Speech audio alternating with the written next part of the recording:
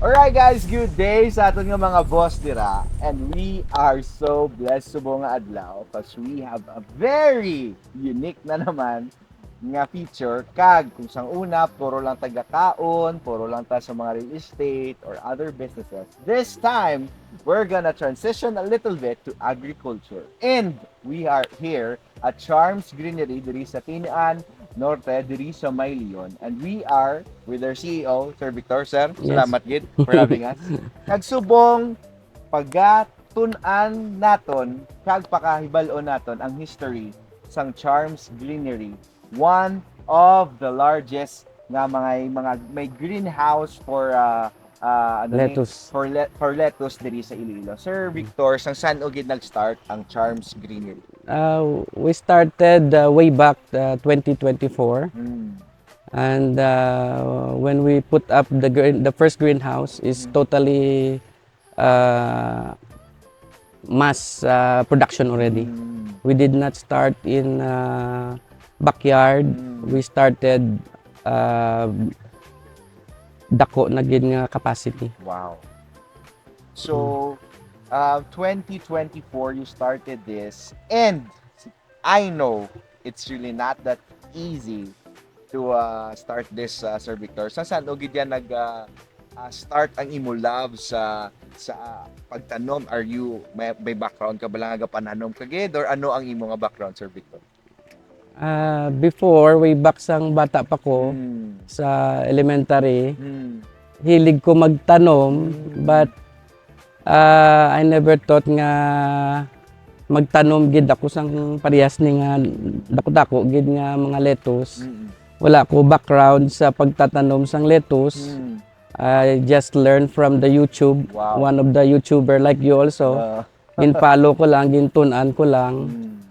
Kag nakita ko do sustainable kay nami ang market bala. Mm. So gin-try ko i-implement ang natun-an ko sa internet. Wow.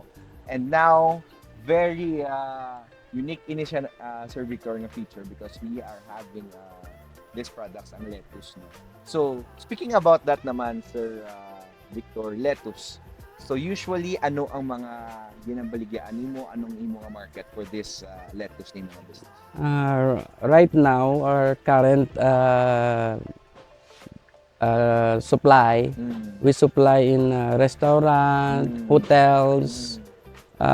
We focus also in local market sa mga sa mga tiyanggi-tiyanggi, mga vegetable store sa mga gawa sang subdivision. Usually kung makita nyo ang amon nga box is color green. So that box is a product of Charms Greenery. So ang lettuce nga diri na halin sa amon sa Leon. So, ang market namon also, we also have some mga private ano tawag mga families lang, friends, tanan. Basta with regards nga gakinanlan sa lettuce, we provide. Tama na. And sa inyo nga wala kabalo, fun fact. The reason why we have known about this lettuce, it's because ako, first and foremost, ako gid isa sa recipients ni kag customer sang Charms Greenery. Speaking about the lettuce, Sir Victor, ano gid ang benefit sa pagkaon sang lettuce? Number one, gurong ginatawag nila nga kung mag low carbs ka, siyempre mariset ang lawas mo. Yes. So, how do you apply the low carbs? Mm. By not eating carbs Tama. food. So, lettuce are one of food that have fibers but no Yes. have carbs. Yes. So, sa mga nutrient, guro, wala na ko masyado. Pero pagkabalo ko magkaong ka lettuce, Yes. healthy ka gid. Sakto na. Kaya the reason why I nag-order si Mrs. do sa lettuce, it's because itaas ako ng mga HPT, ako Okay. ng mga cholesterol and all. And one of the advices sa mga kilala namon man ng mga doctors is sakto na, low carbs and i-alternate instead of eating rice, i-alternate siya. Kaon ka lang sang lettuce. Let's talk about business, Yes, correct. Sir Victor. who was, kung madumduman mo pa, your first customer sa imo sininga lettuce, nadumduman mo pa? Hindi ko na madumduman. Mm. Kaya siguro ang first customer, mga friends siguro. Mga friends. Yun. Friends, we started friends sa mga friends. Kaya una-una, ambal nila, di ba? First time, friends help you. Yeah. The rest, friends never help you anymore.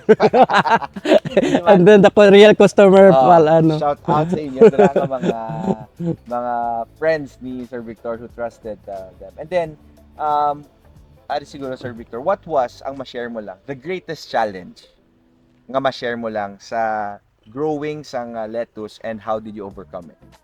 I think the real challenge is the marketing. Because maskin pabalik-balik taron ta, may mga competition gid sa business. Yes. So, what are the competition? Siyempre, ang naga-produce man sang pareha Yes. sa imo. Yes. So, sa amon, gina-overcome namon na by respecting fellow businesses. Yes. Which is, for example, from one business, may ara na siya supplier. Yes. We never pursue nga ano namo kay gina-respect namo na. Yes. And basically diri sa Iloilo, bilang-bilang pa lang ang ang may lettuce farm nga amo ni kadako. Yes. So sa customer siguro gina-respect namon ang ang individuality kung paano mag-market. One of difficulty na sa sa naagyan ko diri sa So, Sir Victor, let's talk about lettuce naman.